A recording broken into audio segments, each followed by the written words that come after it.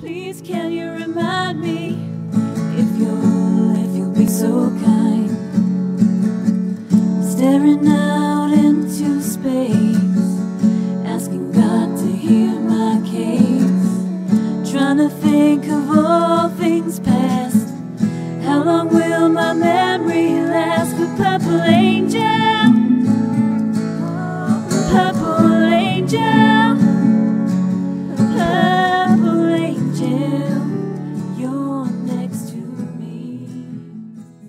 I am Lori La Bey, the host and founder, and today I will be introducing Dr. Jane Mullins here shortly. Well, hi everyone, and welcome to Alzheimer's Speaks Radio for listening. You see, your likes, your clicks, your shares have been just tremendous in terms of helping people connect the dots to resources, tools, and products that they can utilize in this world of dementia.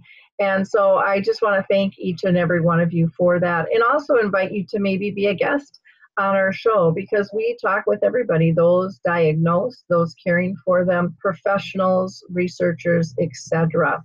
And so again, just thank you all so much. You can just contact me at alzheimersspeaks.com. Up in the upper right-hand corner, there's a big contact button, so just go ahead and push that. For those of you that are new to us, basically Alzheimer's Speaks was started because my mom had dementia for 30 years. And I didn't want others going through what myself and my family and my mom went through in terms of not being able to find those products, services, and tools that we could have utilized. And so Alzheimer's Speaks is really about raising everyone's voice and trying to equalize the platform so that we can share all of our lived knowledge as well as professional knowledge. And so we're an advocacy-based company that provides multiple platforms. So these video interviews is one platform. We also do audio, radio platform on Blog Talk Radio. I do dementia chats where we do a video conversation with those people living with dementia, and they share their insights, tips, and tools. We have the blog, speaking and training, all other kinds of things. And don't forget our YouTube channel as well. So enough about us. I want to give a shout out to a couple of companies that I just adore. One is, you know them by Dementia Raw, and they're really entitled the Silver Dawn Training Institute, and they equip professionals and loved ones with a new way to communicate with individuals that are diagnosed, and they call it introspective improv. And their approach is unscripted, unconventional, and unapologetic, and they just deal with everyday real life issues. I'm so excited because they're going to be, they're coming to Minnesota in White Bear Lake August 6th and 7th for one of their certified dementia communications specialist training, and I'm going to be attending that, so I'm really excited. But they go all over the country and do that. You can just go to csdementiaraw.com to get more information on them. I also want to give a shout out to the Roberto app, which is a really cool app that you can download, and it's has video, and you play these video games and it measures your brain function. And you might find out that maybe you're not getting enough sleep, or maybe you're not drinking enough water, or maybe you're just a little too stressed, or maybe it's more than that and you want to go to the doctor. But you can download that app. Just go to alzheimersspeaks.com. You'll see a big banner on the side, and you can do a free trial, get an extended free trial to see if it's something you want to do first. I also want to give a shout out to Maria Shriver and her Women's Alzheimer's Movement. They just came off their Move for Minds tour. You can find more information on what she is doing at the Women's Alzheimer's Movement organization. Last, I want to give a shout out to the American Senior Magazine. It's a wonderful magazine. It comes out quarterly, and it's a lifestyle magazine. It's big print, so it's easy to read. And it really focuses on senior topics ranging from nostalgia and health and wellness, as well as interviewing and spotlighting notable older Americans. And you can get more information on that at americanseniormagazine.com, or again, go to alzheimersspeaks.com, where you'll get a little discount on that if you decide to subscribe. So let's get to the heart of the matter today, why we are all gathered. We are extremely lucky to have Dr. Jane M. Mullins with us, and she is a dementia nurse consultant who has devoted over 25 years to study and practice dementia care specifically. Through listening and supporting people and their families during their diagnosis in memory clinics and caring for them in hospitals and in care homes, she's been able to help families throughout all stages of the condition. And she has a wonderful book, and I'm going to pull it up here. She's got it kind of in the background there too, but it's called Finding the Light in Dementia. And it's a great book, and I can't wait to talk about it a little bit more. And so welcome, Jane. How are you doing today? Oh, hello, Lori. Thank you very much for having me today. I'm very excited to have the opportunity to speak with you. I'm going to have you tell people where you're from because of your accent. So I'm from South Wales in the UK. I'm from a little place called Mumbles. I don't know if all of you have heard of Catherine Zeta-Jones, but I literally grew up around the corner where she's from. Oh, wow. Okay. Yeah. Big actress. Yeah. Yeah. It's a beautiful part of the world, beautiful beaches. When we get the weather, it's stunning. So anyone wants to come over to South Wales, the UK anytime, come and see us in Mumbles.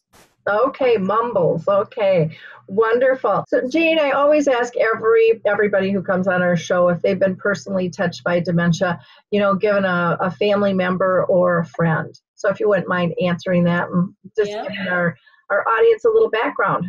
Well, I think it's quite interesting because up until a few years ago, I would have said no. All my experience was actually working with people as a nurse. However, a family friend was diagnosed with Alzheimer's disease 3 years ago. And yes, I really was quite surprised at how I thought I had a lot of empathy and understanding before. But actually, it was only when I saw somebody who I knew and loved and grew up with going through the experience, it really did humble me, actually. It is very different dealing with somebody professionally versus personally. And you don't know that, or I don't think most people did. I know I sure didn't until I had that experience as well. And it was like, wow, this is really different on a lot of levels. A lot of levels. Could you tell us a little bit about your background? I touched on it briefly in your intro, but I know there's a lot more to it. So, well, I suppose my background or story really begins with connection. I trained as a nurse in the 1980s and spent much of that time caring for people who'd had stroke, dementia, or had difficulty communicating because of other sort of brain-related conditions. And I was really drawn to these people because I felt they were being neglected. Not physically, but I felt that they were being ignored and their voices weren't being listened to. And I mean, I was sort of an 18-year-old, student nurse, but really did feel this deep sense of wanting to spend time with them and to try and hear what their needs were. I could really sense that they were really struggling, and often nurses were just, very busy, but, whizzing past them. In fact, I was told often that I was too close to the patients, that I shouldn't spend so much time with them by some of the senior nurses. But I knew deep down that they had pain, they were frustrated, and their voices need to be heard. But I suppose talking about connection, my story really starts when I was a very young child. And I remember my grandfather, who was a First World War veteran, and he was at Gallipoli. And on return, and it was quite amazing he returned because not many people did, he was a opera singer, a bass baritone with the Carl Rosen Opera Company. And according to my parents, he had the most sublime voice that would charm his audience. But my memories of him were very different, of a paralyzed man, bedbound and unable to speak. following a number of strokes. And I can remember sensing his frustration. We tried to get his voice heard. He'd grimace, he couldn't get his words out. His body would stiffen and shake, and he would cry and shout out sounds, but was completely incomprehensible. So as I say, I was about 5 at this time, and it must have had a profound impact on me. But he would settle when my sisters and I would go in to see him. He would relax, and he'd start to sing to us, and he'd sing nursery rhymes, and all the words came out, totally audible. Every word came out perfectly. So I'm sure that those memories of him really had an impact, as I say, on knowing there's always some way we can communicate, whether it's somebody who's had a stroke or in case of people who have dementia. So I found myself working with people who have dementia in memory clinics.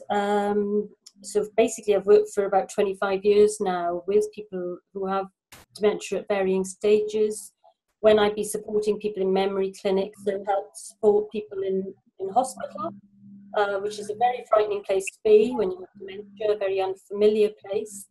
And also I've managed care homes where we've tried to sort of, again, help people transition for the person who has dementia and their family. Finally, I've just completed my PhD, which has actually been exploring sensory ways of how we can communicate and connect with people who have dementia.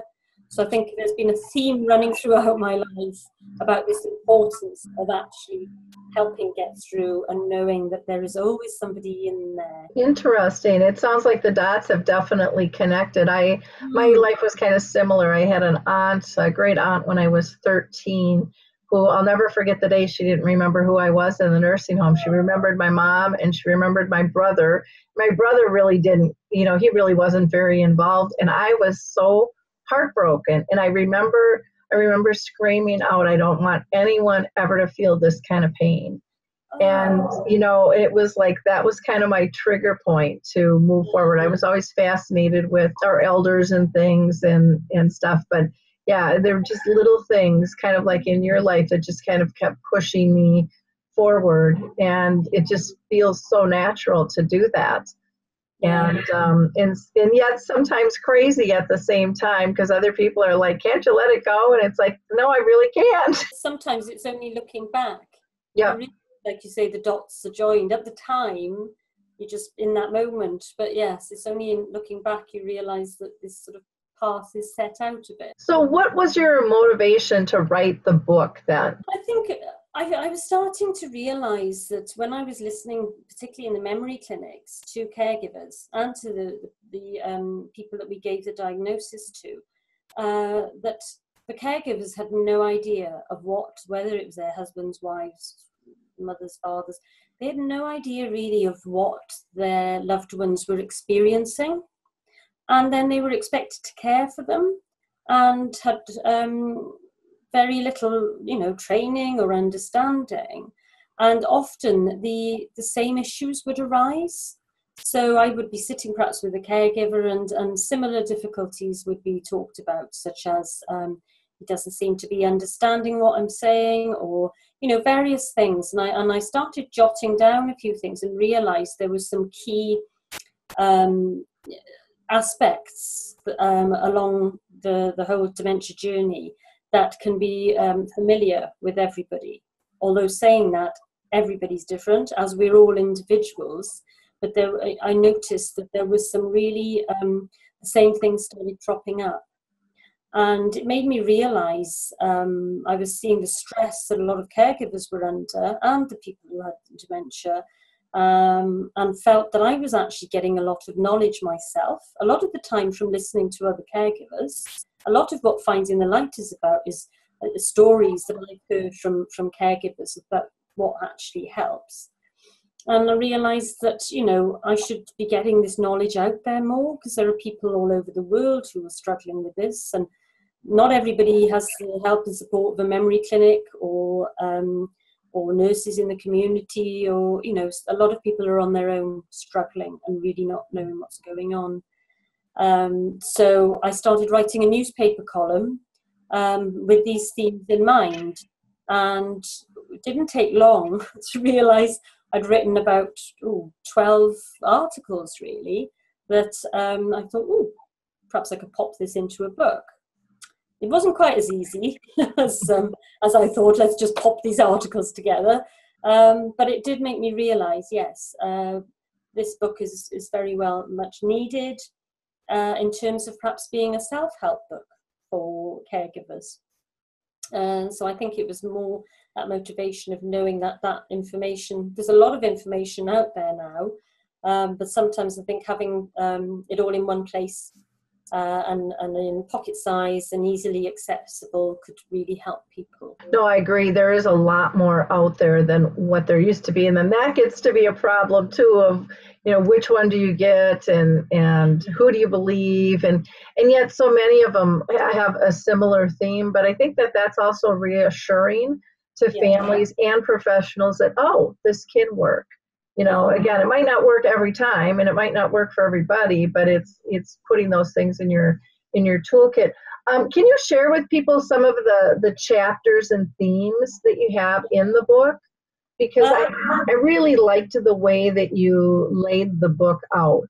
It's very user friendly, and really, I think you designed it to really be a tool where they can take notes and really utilize it for their own use. It's not just throwing knowledge at people. I spent so many years listening and observing. I think I've really, you know, hopefully realized, you know, and I did actually consult a lot of caregivers when I was writing it. So I've got a copy of it here. The first chapter really is all about what happens when you get a diagnosis. What do we do? For some people it can be a relief. For others it can be an absolute shock. So really I talk about be gentle and kind with yourselves at the moment. Give yourself time. And then it really goes through some very practical and emotional aspects of how to come to terms with the diagnosis. And there are some practical things we really need to be considering so that we can make sure that the person who has dementia, their needs and wants are really explored for when there will come a time that they may not be able to express themselves so much. And then really I'm looking into communication, the environment, how memory is affected, sleep can be affected, eating and drinking and personal care. So it sort of gives a lot of practical, again, understanding why the person may be changing in how they respond to their environment and the people around them. And what once a caregiver can understand what their loved one may be experiencing, it'll make more sense into the tips and approaches. I mean, one example I always like to give is that often people don't realise that their loved ones may actually be having difficulty with what they're seeing anymore. And so, for instance, maybe they may see a rug in the middle of the room and they may not want to walk over that rug because what they're seeing may be a big black hole. So once you understand that, you can understand why your loved one may not want to walk into that room and walk onto that rug. So that's a sort of a little bit of an idea of the sort of examples throughout the book. Also, as well as looking at all those aspects, I've written a chapter on caring for the caregiver with some sort of quick and sort of relatively easy tips to help recharge your batteries and nurture yourself. And also, finally, there is a chapter that explores involving other people in care. So say, for instance, you may need to be involving caregivers, professional caregivers coming into your home. You may be considering respite care or looking at care homes. So I've actually got a checklist of, if you go to visit care home, what to look out for. Because again, I think people at a lot of these stages, caregivers are very stressed and need something very quick and easy to grasp when they have to make decisions like this. So I'm hoping it really is about, again, like making it this all very accessible. What kind of feedback have you been getting from the book? Well, I'm in awe, actually. I've been very, everybody I've spoken to has been really positive. I haven't had one negative comment. Basically, I've had one lady particularly told me that caring for her mother had become so much easier. Her mum was 85, living at home on her own. She was trying to leave the house. She was at risk. They were considering her having to go into residential care, but actually they worked with the book together with some paid caregivers that were coming into the home. And now she says mum's much happier. She's not anxious anymore. And she's actually staying in her own home with some professional caregivers coming in. And they've just made a few subtle changes to her home environment. So they've made it lighter for her. She sits at the window quite early in the morning because that can have an impact on your sleep and your circadian rhythms. They listen to how she's feeling because she can't express the words very well. So they're actually listening to her emotions more. Using visual prompts to help communicate with her. So if she's not understanding the words, she might actually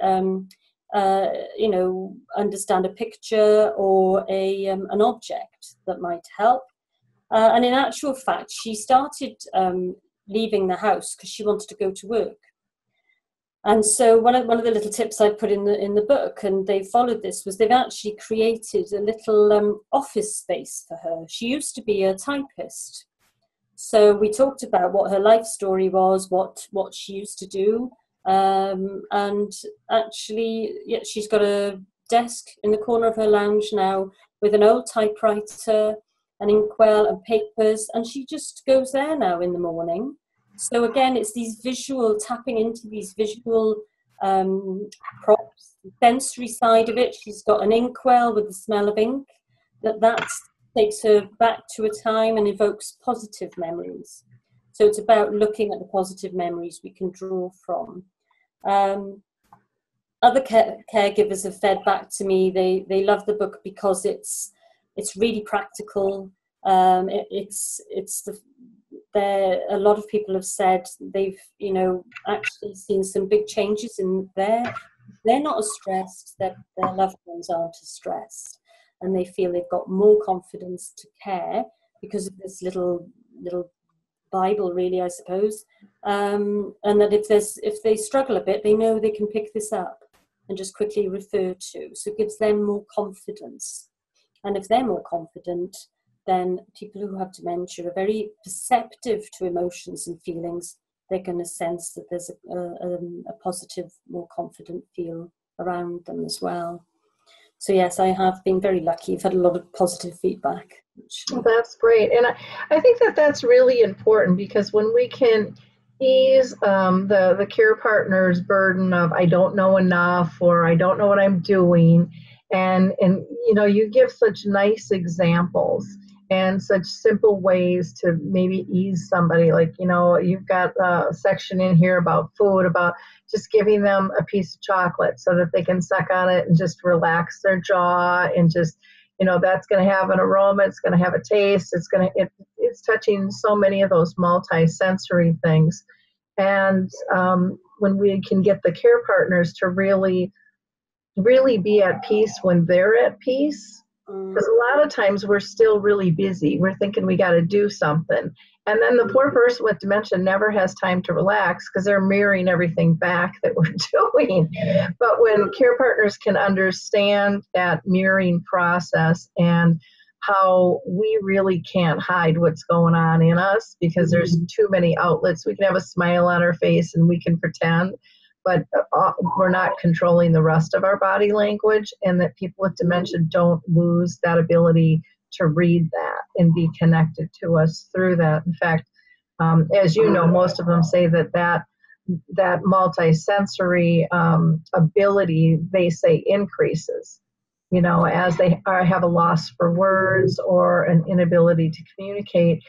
their senses raise on those other levels and become even more intuitive and more concise. And so I think, a book like yours is extremely helpful for everybody involved because it shows all sides and it helps us understand how we truly communicate and how small things can make such a big difference. And I think we have been taught that only big things make a big difference. And that's so upside down. I think the disease really teaches us to appreciate those little things and get more in tune to a true, authentic communication. I agree, absolutely, yeah. Do you think, your writing can help those living with the disease as well as the caregivers? Have you had people maybe with early onset who have read the book, or? I have actually. Over here in the UK, we have what's called the Dementia Engagement and Empowerment Programme. And one of the ladies involved there was saying actually she's read the book and it was the only book that made any sense to her at all because it was set out more clearly and would recommend it to all her colleagues and friends within the programme that she's in. I have been asked to actually write a book for people who have dementia, so I'm considering going around and interviewing people to do that because I feel, I really need to get their voices heard within this, and whether so that's sort of my next plan really, to make sure, and I think that's my big passion, is to make sure that those people really are getting their voices heard. And their experiences known, and what might help them more as well. With diagnosing people earlier on more, it's to give people more of a chance to, like in the first chapter here, when I talk about, it's really important that the person is able to express their needs and wants for the present and the future. Then I think that's another thing that I would be looking at covering. Yeah, definitely. Yeah, I think, you talk about the different senses and stuff, and I think that's something that is not covered and people aren't trained on, is how their senses change. And I think that would be a really interesting book. And again, not everybody's going to be the same, but even to hear those different voices of, well, this could happen, or this is how I've had it. I mean, some talk about how colors are so much more vivid than what they ever were in the past, or how they're so much more sensitive to touch. And, the shower can be a scary thing where it never used to bother them before. And hearing, or even when, we're talking to somebody in the other room and then we can't understand why they can't follow our directions. And they tell us all the time, well, I need to read your lips. I didn't know that I read lips, but I need to read your lips and your facial expressions. So please be in front of me when you're talking to me, or talk at the same pace I'm talking at, instead of really slow or really fast. Or I think that would be a wonderful book. I think it would empower those that are part of the book, and I think it would empower those that are diagnosed, and their caregivers and care partners as well with that. And I feel because I'm all about, listening to the voice of the person, I feel I owe it to them, to the caregivers really, so that I, truly am doing a true representation really from their point of view. And yes, I mean, it's different, but there will be similarities with his experiences in some ways, or they can draw from each other's and help each other, perhaps through the book. Yeah, exactly. I just, like I said, I really like how you've broken down the different chapters. One of them, if you wouldn't mind just talking about a little bit, is about altered states with hallucinating and delusions and misperceptions, because I think that can throw families for a loop, not understanding what might be happening there. Yes, well, basically, sometimes we can avoid a person who has certainly Lewy body dementia may be at more risk of seeing things that aren't there, so hallucinations, or hearing things that aren't there, so auditory hallucinations. And particularly, I think one of my biggest things is if somebody is experiencing voices, hearing voices or seeing things, we need to reduce any sensory overload there. So if there's a television on or there's a radio on, I'd certainly recommend turning those off. And also people may start, we think they may be seeing things, but it might be a misperception. So it may be that the room is dark and there's shadow, and that because the person isn't seeing as they used to, they may be not able to make sense of what that shadow is. So, and these are parts of the dementia that don't happen for everybody, but when they do, for a caregiver and for the person, it can be quite frightening. Now, some people have hallucinations and delusions, and it doesn't bother them at all. And so I would say then, if it's not affecting them and not bothering them, then I would try not to be too concerned. But I have, if I find that chapter now, where is it? Chapter 10, I think. I've written in the end of the chapter, so I explain about what might be happening there. I don't know if you can see that at the beginning.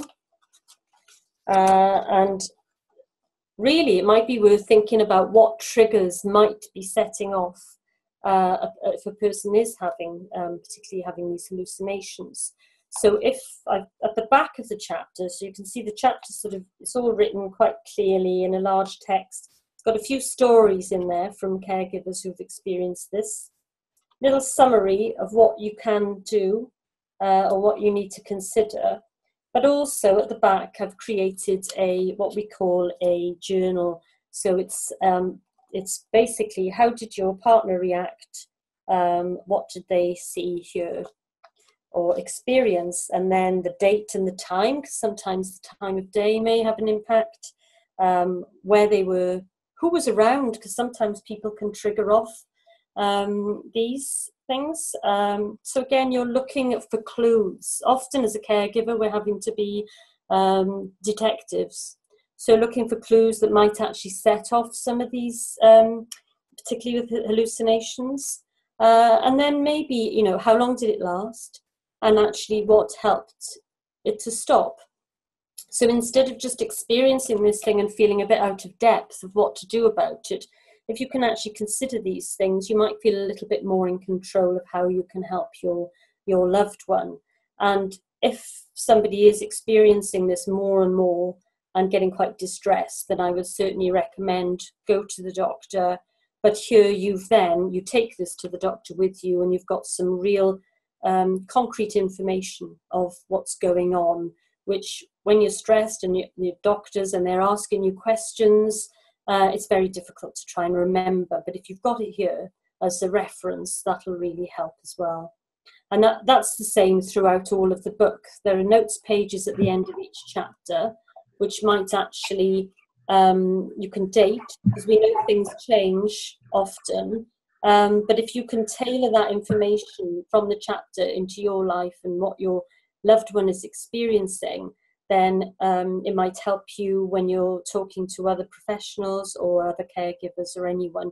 You've got that information there. So for instance, what your loved one, maybe they like to sleep on their left side, or they like a cup of coffee in a certain way or at certain times of the day. So it's writing down all this little information and sort of creating a picture of your loved one, so that if you're not there, or you might need it as a reminder for you, it's a communication to other people, other caregivers, that actually might help as well. So that's why it's sort of self-help, in the fact that you have all the information in the chapters and the stories, but you can actually tailor it to your experience as well. So I'm hoping that's going to make you, a lot of carers have sort of said as well, they feel a bit more in control, that they're not just passively reading reams and reams of chapters of things. They're actually, it's making them realize that there are creative things that they can think about as well, based on their relationships with their loved ones, really. Well, and I think when people use that journal, like you said, you can use it for the doctor, but you can pass it on to family and friends because they might be seeing similar things. And, you know, you get so overloaded as a care partner and you think you're remembering it all, but you don't. And if something is triggered by a certain time of day, you're going to be able to pick up that pattern where we might not otherwise if it's not written down in front of us like that. So I think that those types of things are really, really helpful. You also have another chapter, I think it's chapter 7, on tips for eating and drinking, because that can change. What's, you know, all of a sudden somebody wants finger foods now. And I remember my mom, when she was in a nursing home, but she got really upset when other people stopped using their utensils and were eating with their hands. And she got really disgusted with that. And I think it was more out of fear that she was going to do that next, and that they weren't given necessarily proper finger foods to eat. And so they were eating mashed potatoes with their hands or something on that order. Yeah. And so knowing that, to be able to still allow them to have dignity and independence and freedom, you know, is they're all little small changes that really don't take a lot to accommodate, but you can't accommodate them if you're not aware of them. No. So I think you give some really nice ideas, you know, about preserving dignity and independence throughout this book, and stated in a nice way that, because as a care partner, we can get rushed and then we can just take over. Because we can do it faster, we can do it better, we can do it easier, but we don't realize what we're taking away from our loved one or the person we're caring for by doing that. And it gets us more relationship-based versus task-oriented. And when I was training as a nurse as well, so yes, very much that we can totally take away people's independence, and actually that contributes to the dementia. So we're finding out more and more, if we can stand back and give the person time, their dementia is less likely to deteriorate so quickly, which is quite sort of, it's sort of quite a big thing to say, but we're realizing more and more that if we can actually take the time, and it's easy for me, I'm not a caregiver, and that's why I really wanted to write this with a view to trying to understand the stresses and strains and to be realistic in when you're caring. And for instance, one of the biggest tips really is if your care partner is getting quite stressed, then it's best to sort of pull back, take your time and relax, and perhaps don't even attempt to do what you were planning to do at the time. But it also explains why that's happening probably as well, why a partner might get very stressed when you're trying to help them with personal care. And there's some sort of gentle tips of how we can perhaps get around that, you know, maybe through miming, because they may not be able to understand what we're asking them to do. Maybe there's a dignity and an embarrassment that goes with that. Just because somebody isn't able to perhaps say what they're feeling, it doesn't mean to say they're not feeling those feelings. And I think that's the big thing is to get across, is that people who have dementia are more likely to express themselves through their emotions. And that's what we've got to be really sensitive to. So, yeah, I hope that, you know, there's a sort of sensitivity in the book, but there's also some practical little tips of what we might need to say, perhaps, because sometimes, you know, say, for instance, your loved one might be looking for their mother or looking to go home and they're already in their own home. What do you do about that? That's really, you're at a loss, and as well as it being extremely distressing. So I've sort of explained really, there's a theory that when somebody's looking for home or their mother, we have to think about what those represent more than the actual person and the place. It's more about perhaps they're not feeling, they're feeling a little bit stressed, they're feeling a little bit insecure, and they're actually turning to those things from the past that gave them that sense of security and love. And also there may be, there are some suggestions in the book of what you can say and how you can perhaps get them out of that distress, maybe, and bring them around a little bit without upsetting them any further, really.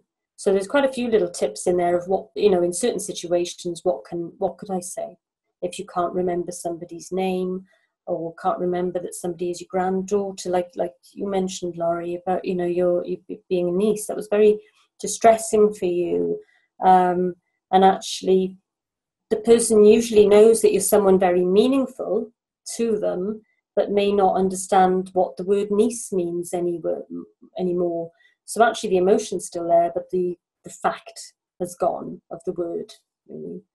So I'm hoping that will help some people some reassurance as well. Now, have you gotten much feedback from medical professionals on your book? I'm just getting there at the moment. I'm trying to get through we have general practitioners over here that, first line primary doctors and memory clinic staff. Yes, a lot of dementia care lecturers and nurses. I'm getting a lot of positive feedback there, that even though the book is written for families, it's actually got a lot of information in there that can help professional caregivers and doctors. So I'm just about to sort of start going into some of the medical world now with the book, and to see if they, would like to, because they're the first line of seeing people who have a memory problem. Maybe that's often how it first presents, not always. So I really feel, I don't know what it's like in the US, but in the UK, doctors are slowly, their education is slowly improving, but there's still a long way for them to go. So if they could read this, they'd actually understand and be able to give some tips to people that are coming into their clinics, so. Yes. Yeah, we have the same problem here. Yeah. There's a lot of medical speak, or there's a lot of doctors that aren't passing on the diagnosis because they don't even know what to do. They don't know how to give hope. And so, books like yours give people hope to understand and to still be able to engage and get past this whole doom and gloom that there's no life with dementia. Dementia is just another symptom, or category of symptoms, and I don't want to call it a disease because it's not, but people view it as a disease. The various types of dementia are diseases, but we have to learn to live with it, like we've learned to live with heart disease and cancer and diabetes and all the other things that are out there. But it's been a slow process, and it seems to finally be gaining some speed. And with that, comes some good and some bad information, which is typical. But at least people are having the conversation, and there's so much more for people to access. I look back, 35 years ago with my mom, there was nothing. I mean, there was just nothing. You didn't know even where to start, and now you can Google things. There's a company here in the U.S. called Provalence that is putting together the first dementia resource directory, which is cool. It's called Care to Plan. So if you go to, I have it on beta testing on my site. So if you go to alzheimersspeaks.com and just click on the resource tab, you'll be able to see that. And our goal is with that to get it into the clinics and the hospitals and the social workers. So when people get originally diagnosed, they can pull up a little bit of information, but refer them back to that. And we have companies like Mayo Clinic and the National Institute of Health are kind of some of the content builders, but it'll have things on housing, it'll have it on speakers, it'll have books, it'll have magazines, it'll have a little bit of everything, things on finances, medication, pretty much endless. And they still have to do the subcategories, haven't been published yet, and the geo searches. And then they'll be able to save and share files, and everybody who is part of it actually will end up having the ability to have a portal on their own website so that we can get this out. And it'll be, of course, cost-free to the public there.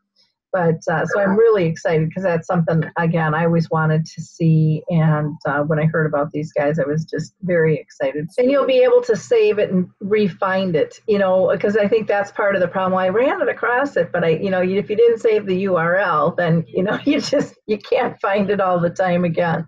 So I'm really excited about your book. Again, the name of the book is Finding the Light in Dementia, A Guide for Family and Friends and Caregivers by Jane M. Mullins. And it's a fabulous book. I know it'll be a useful tool to both families and professionals, as well as those diagnosed. And you can go to her website, which is findingthelightindementia.com. That's findingthelightindementia.com. Or you can email Jane at jane@duetcare.co.uk. So Jane at DUET and then care.co.uk. And you'll be able to find her book there. Is it on Amazon or anything? So it's also on Barnes and Noble. Okay. But the quickest and easiest place to get it is Amazon. Yeah. Okay. Wonderful. Well, any last comments that you'd like to make? Well, just to say thank you for being able to sort of connect with you and your audience, because when I came across your website, I was really blown away by all that is on there and the support that people can have. So to be part of that is a big honor, actually, Lori. So I want to thank you for that. You're more than welcome. Well, again, you can go to Jane's website, findingthelightindementia.com, for more information. And it was a pleasure to have you with us today. In wrapping up, I'm just going to give a shout out to the Call Alert Center, which is a wonderful way if you have somebody who is diagnosed that you're worried about might wander or alone. They have a great service that you can prepare ahead of time. It's very economical, but it's a wonderful, wonderful tool to be able to use. Again, you can go to the callalertcenter.com/caregiver or go to alzheimersspeaks.com and you'll see a banner ad and you'll get a 20% discount on that. I also want to give a shout out to the Alzheimer's Research and Prevention Foundation. I totally adore them. So if you're looking for holistic approaches, if you're looking for ideas on what should you eat and what kind of exercise and meditation, they're very, very useful. And then, of course, I would be amiss if I didn't mention the Memory Cafe directory. You can go to memorycafedirectory.com, which is sponsored by Calendar Cards, which is a memory system. And Calendar Cards is spelled with a K instead of a C for both calendar and cards. But they are wonderful in hosting the Memory Cafe directory, which hosts primarily the U.S. memory cafes, but I guess they're expanding now, so to merge, and those are great tools as well. And last, you can always go to Alzheimer's Speaks. We have all kinds of resources there for you at the ready. So thank you so much, everyone, and we'll talk soon. Bye now.